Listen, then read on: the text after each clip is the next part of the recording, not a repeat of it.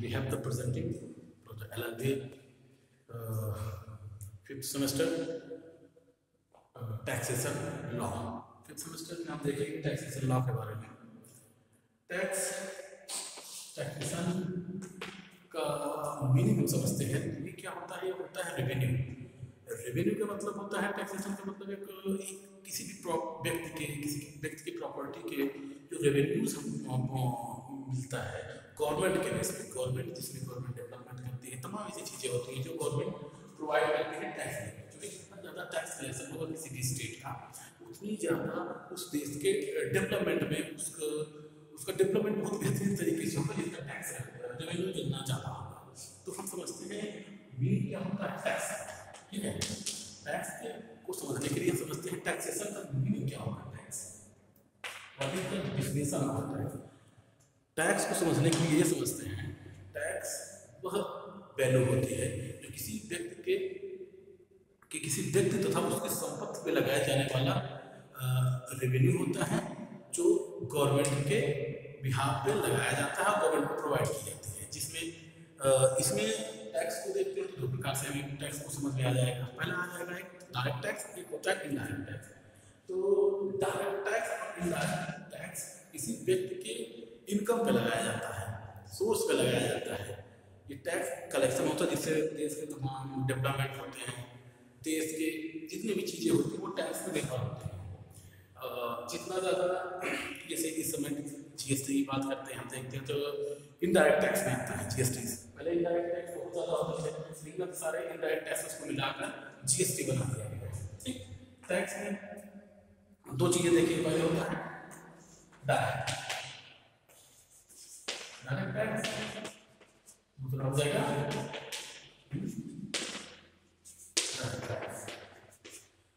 Direct and direct tax किसके ऊपर लगाया जाएगा? किसी पर्सन के ऊपर लगाया जाएगा। पर्सन यानी कि टैक्स के लिए सबसे जरूरी क्या होता है? पर्सन। पहले पर्सन को आइडेंटिफाई करना होता है कि कौन होगा पर्सन, फिर उसकी सोर्स ऑफ इनकम पे लगाया जाएगा। ठीक, सोर्स ऑफ इनकम पे पर्सन के डायरेक्ट पर्सन पे लगाएंगे। डायरेक्ट पर्सन में क्या होगा? इसमें हर एक व्यक्ति, चाहे वो छोटा बड़ा गरीब चाहे जो भी हो, हर एक व्यक्ति इसको पे करेगा। इसको क्या पे करेगा? किसी भी स्टेट के कुछ स्पेसिफिक पर्सन जो सरकार द्वारा बनाए, गवर्नमेंट द्वारा बनाई गई पॉलिसीज या टैक्स में अंतर्गत जो आएंगे उनके ऊपर लगाया जाने वाला है वैल्यू होगा। दूसरे कह सकते हैं या फिर इनकम कह सकते हैं। इनकम हो जाएगा, यानी डायरेक्ट टैक्स हमेशा इनकम पे लगाया जाएगा, किसी व्यक्ति की कितना इनकम हो रही है। इनडायरेक्ट टैक्स क्या होगा? हर एक व्यक्ति के गवर्नमेंट द्वारा हर एक चीज जो बनाई जाती है, जो किसी व्यक्ति द्वारा यूज में लाई जाती है, उसमें कई प्रकार के उसके प्रोडक्शन उसके प्रोसेस होते हैं। हर एक प्रोसेस में गवर्नमेंट अपनी रेवेन्यू जनरेट करने की कोशिश करती है। यानी कि टैक्स का बुनियादी मतलब होता है कि गवर्नमेंट द्वारा रेवेन्यू को जनरेट किया जाना ही क्या कहलाएगा? टैक्सेशन के अंतर्गत आता है। जनरेट कराकर उसको डेवलपमेंट में गवर्नमेंट अपने हिसाब से डेवलपमेंट में पार्टिसिपेट करती है। हम इसकी पहली यूनिट में हम देखते हैं, इसका है हिस्ट्री थोड़े के बारे में बताते हैं। History of the tax.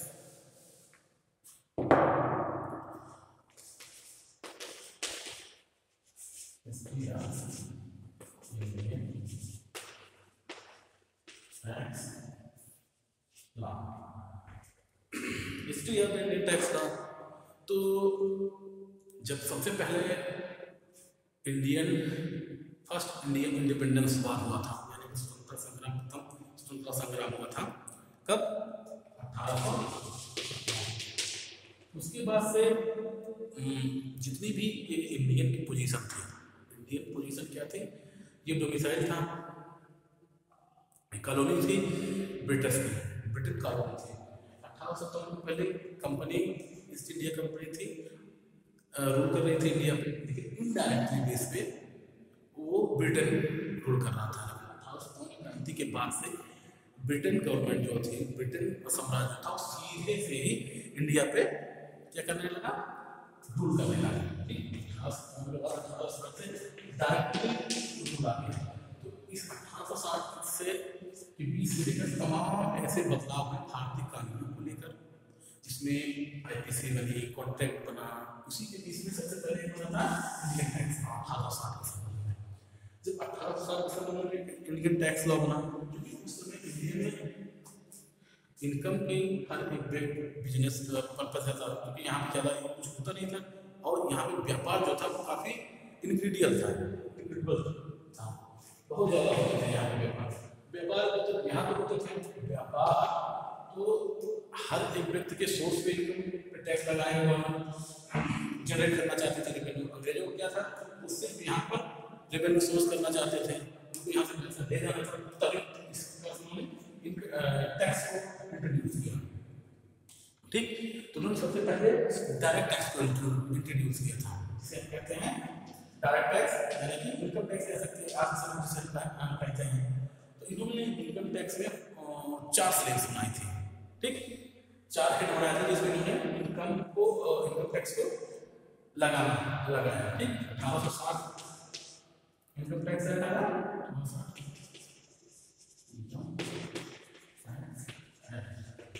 1860 वहाँ उस समय यूनियन बजट को कैसे लाया था, इसे समय या समय पर इसे फिर बदलाव किया करते रहते थे।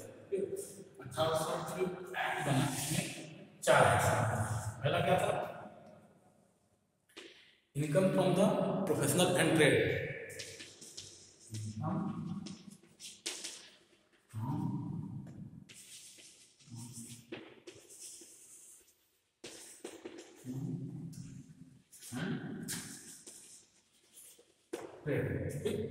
Professional trade. दूसरा क्या था, दूसरा हो गया सिक्योरिटीज। तीसरा हो गया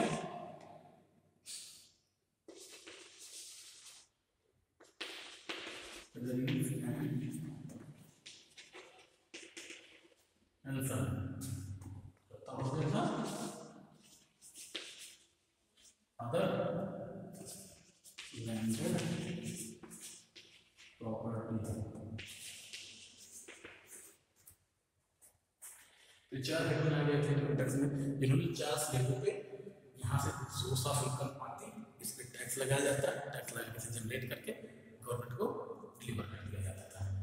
ठीक, तो ये एक हिस्ट्री चालू हुई 1860 से लेकर इनकम टैक्स को लेकर। यहाँ पर हम देखते हैं 1860 से लेकर चालू हुए इतने सारे हेड बने, ये सब किसमें आते हैं, डायरेक्ट टैक्सेस में। तो डायरेक्ट टैक्सेस के हम पहले कुछ चीज़ें समझते हैं, डायरेक्ट टैक्सेस में होती क्या है। जैसे 5 हेड दे दिए गए थे उस समय, इसके बाद समय समय से रिपील किया गया, 1860 हो गया, 1866 में आ गया, 1922 में आ गया, ऐसे तमाम एक्ट बदलते गए, समय के अनुसार इसमें चेंज होते गए। सबसे पहले समझते हैं टैक्स कितने प्रकार के होते हैं, 2 प्रकार के होते हैं। दो में सबसे पहले क्या होता है, डायरेक्ट टैक्स। डायरेक्ट टैक्स यानी कि हर व्यक्ति सीधे अकाउंट से डिडक्ट होगा उसका अमाउंट। ठीक, 5 है, ठीक, तो हम देखते हैं टैक्स थोड़ा हम समझते हैं। डायरेक्ट टैक्स में पहला है डायरेक्ट टैक्स। ठीक, ये सब डायरेक्ट टैक्स के 1860 में इतने हेड्स थे। ठीक, डायरेक्ट टैक्स को समझते हैं। डायरेक्ट टैक्स का मतलब क्या होता है, टैक्स वह वैल्यू जो किसी व्यक्ति के इनकम पर, सीधी कमाई गई इनकम पर टैक्स लगाया जाता है।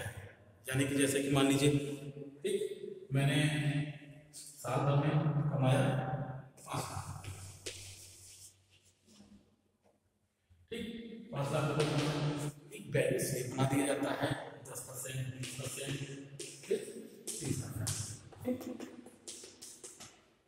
ये टोटल वैल्यू पर कमाया, जहाँ आप इनकम ले रहे हैं, आपने काम किया, आपने काम किया, वैल्यू क्या है, आपका है, ये आपकी इनकम है, लेकिन आपकी इनकम में कुछ परसेंट हिस्सा गवर्नमेंट को माना जाएगा।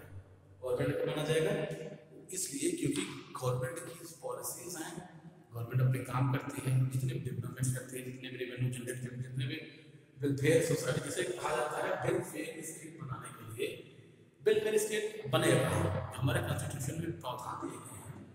वेलफेयर स्टेट बनेगा कहाँ से? वेलफेयर स्टेट कहाँ से बनेगा? जितने ज़्यादा सोर्स ऑफ इनकम होंगे गवर्नमेंट के, तभी सोर्स ऑफ इनकम ज़्यादा होगी, तभी एक वेलफेयर स्टेट की स्थापना की जा सकेगी, जिससे हर समाज के हर एक वर्ग को उनकी ज़रूरतों के हिसाब से, उनकी आवश्यकताओं के हिसाब से उनकी सभी चीज़ों को पूर्ति करना गवर्नमेंट करेगी। लेकिन गवर्नमेंट कहाँ से करेगी? जब तक उसके पास रेवेन्यू नहीं होगा तब तक कहाँ से करेगी? जिस गवर्नमेंट के पास जितना रेवेन्यू रहता है वह गवर्नमेंट उतना ही डेवलप होती है, वह कंट्री उतनी डेवलप होती है। वेस्टर्न कंट्री हो गई, वहाँ का सोर्स ऑफ इनकम बहुत ज़्यादा है, वहाँ पर जनरेट बहुत ज़्यादा होते हैं टैक्सेस। इसलिए अब मान लीजिए तो इतना हो, ठीक, अब इसके 10% यानी 50,000, ठीक, इतना कौन करेगा? इतना सीधे गवर्नमेंट से आपके आपको 4 लाख 4.5 लाख रुपए आपको प्रोवाइड करा दिए जाएंगे। ठीक, इनकम टैक्स बेसिकली एक कंसेप्ट है गवर्नमेंट की रेवेन्यू जनरेट करने का। तो इनकम टैक्स यहाँ से चला, ठीक,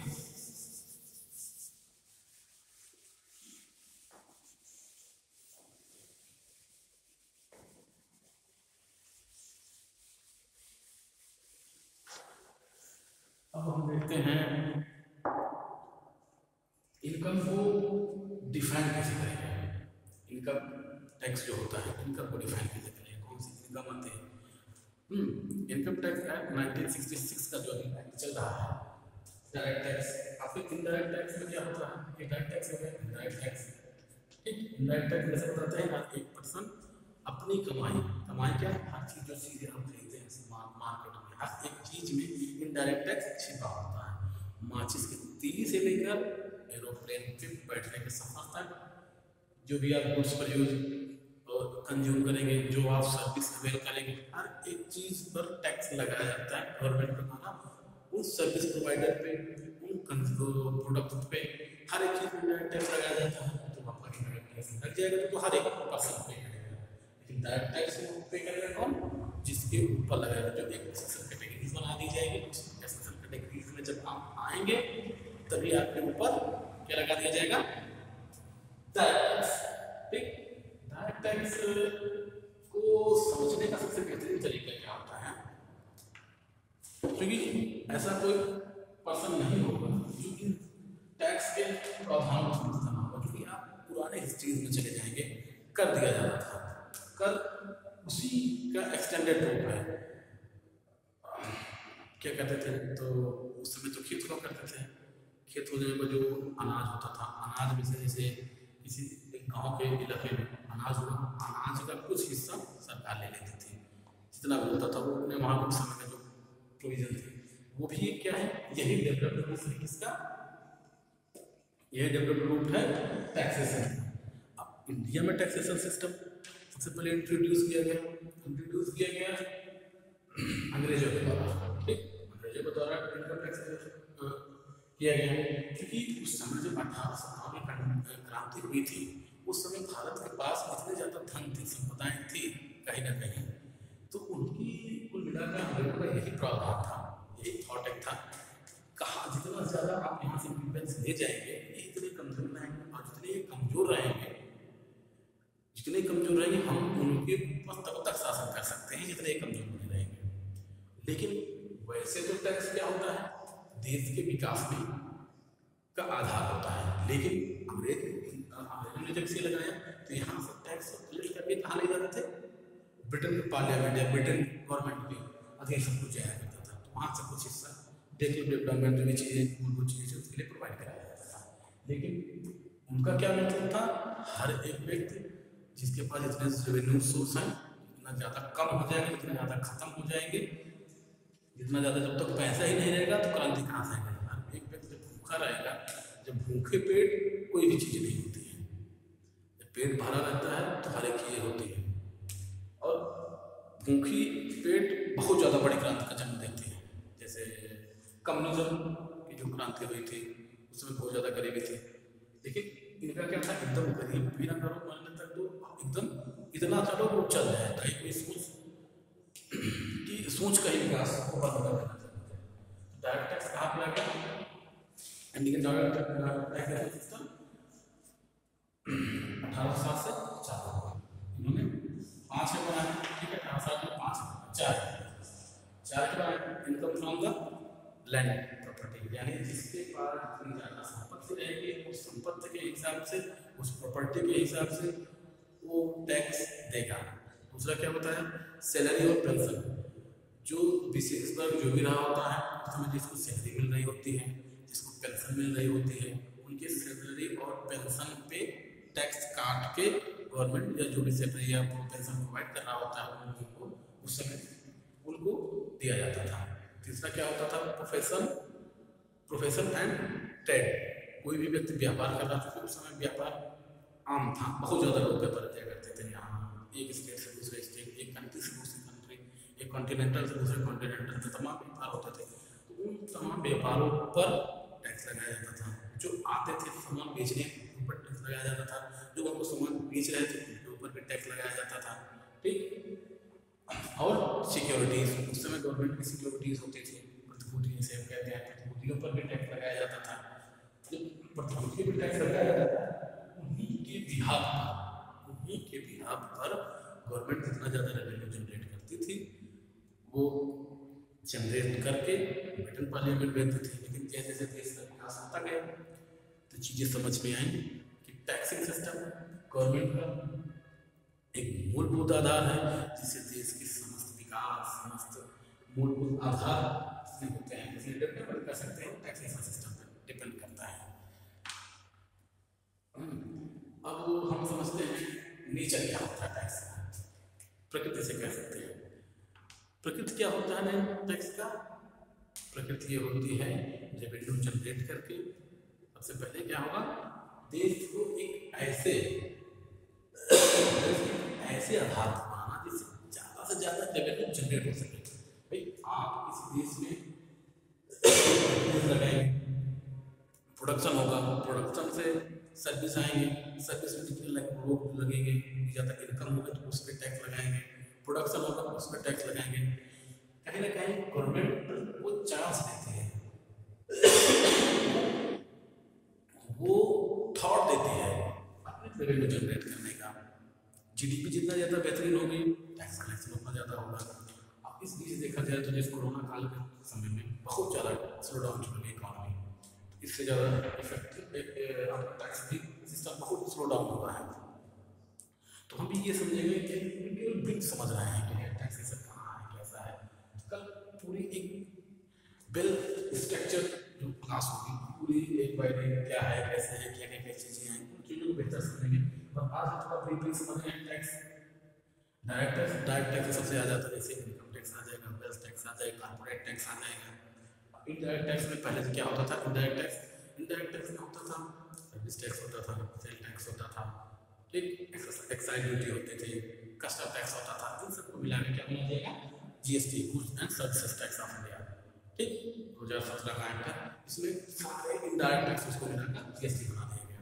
ऐसे ही डायरेक्ट टैक्सेस, आपको अभी तो जो डायरेक्ट टैक्सेस एक्ट 1860 का 1966 वाला चल रहा है इनकम टैक्स एक्ट, लेकिन इन सबको भी क्या डीटीसी, इनकम टैक्स में क्या आता है, इनकम टैक्स आता है, वेल्थ टैक्स आता है, कॉर्पोरेट टैक्स आता है, इन सबको को एक डीटीसी डायरेक्ट टैक्सेस कोड बनाने की बात चल रही है। डीटीसी हुआ है, देखिए अभी आगे क्या होता है, जीएसटी जैसे बन गया कुछ दिन बाद डीटीसी एक्ट भी हो जाएगा, पूरे उनको समझेंगे। तो अभी तो हम नेचर को समझ रहे हैं, फिर हम पहले समझेंगे टैक्स क्या है, टैक्स बेसिक प्रिंसिपल समझेंगे, फिर उसके प्रिंसिपल इनकम टैक्स में कौन कौन से हेड होती हैं, इनकम फ्रॉम द सैलरी की इनकम कैसे निकल जाती है, उसमें क्या कटौती होती हैं, क्या डिडक्शंस मिलते हैं, क्या तमाम चीज़ें उसके हेड्स को पढ़ेंगे, फिर उसको समझेंगे कैलकुलेशन की कैसे की जाती है सैलरी की। फिर उसके बाद प्रोफेशन में पढ़ेंगे, सिक्योरिटीज़ पढ़ेंगे, अदर प्रॉपर्टी जितनी भी हैं सब चीज़ें को देखकर प्रॉफिट एंड गेन पढ़ेंगे। आज के समय में 5 प्रकार के हेड्स हैं, कुल 5 प्रकार के हेड्स को पढ़ेंगे। सर्विस टैक्स को पढ़ेंगे, वेल्थ टैक्स में सर्विस टैक्स या जीएसटी पूरा पढ़ेंगे, जीएसटी की अवधारणाएं पढ़ेंगे, तमाम ऐसी चीज़ें जो सब चीज़ मिलकर एक बेहतरीन क्लास हमारे यहाँ की होगी। अभी इसको समझिए टैक्स क्या है, केवल रेवेन्यू जनरेट किया जाता है, गवर्नमेंट अपनी पॉलिसी जनरेट करती है, तमाम एक्ट्स बनाकर हर एक कोने से, हर एक चीज़ से, हर एक जगह से जहाँ गवर्नमेंट अपनी रेवेन्यू को जनरेट कर सकती है वो सब टैक्स के माध्यम से करती है। आज कुछ चीज़ें शामिल हैं, कुछ चीज़ें छूटी हुई हैं, कुछ दिन बाद, कुछ समय बाद कुछ और चीज़ें आएंगी, कुछ समय बाद कुछ और चीज़ें आएंगी। यानी टैक्स क्या है, एक डायनामिक प्रोसेस है, एक परिवर्तनशील अवधारणा है, हर दिन बदलती रहती है। आज कुछ परसेंटेज और है, कल कुछ और परसेंटेज होगा, ऐसे चलता रहता है। तो इन सब चीज़ों को देखते हैं। टैक्स क्या है, कल हम इसको एक स्ट्रक्चर वे में लेकर चलेंगे। बस केवल आज हमने क्या समझा, टैक्स क्या है, टैक्स दो प्रकार के होते हैं, उन दो प्रकारों में क्या क्या होता है, बस केवल एक इंट्रोडक्शन होगा।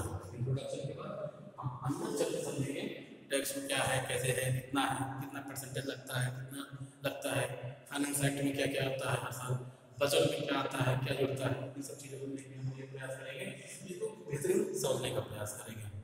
गवर्नमेंट की पॉलिसीज किस प्रकार से इफेक्ट करती है टैक्स को, ठीक, वो टैक्स जाता कहाँ पे है, उस टैक्स का डिस्ट्रीब्यूशन कैसे होता है। जैसे हम देखते हैं इनकम टैक्स जो होता है, direct tax mainly central government लेती है क्या है, और इनडायरेक्ट टैक्स है, इसमें सेंट्रल और स्टेट दोनों का हिस्सा होता है। जैसे पहले होता था सर्विस टैक्स जो होते थे वो डिस्ट्रीब्यूट होता था, एक वैट जिसे वैल्यू टैक्स कहते हैं, पूरा गवर्नमेंट स्टेट गवर्नमेंट का होता था।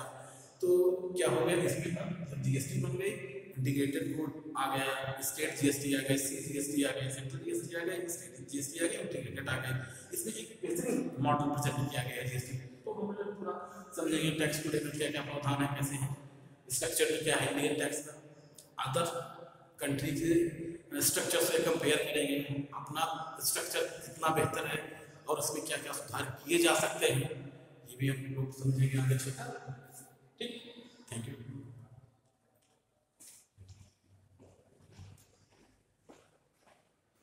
हो गया सर।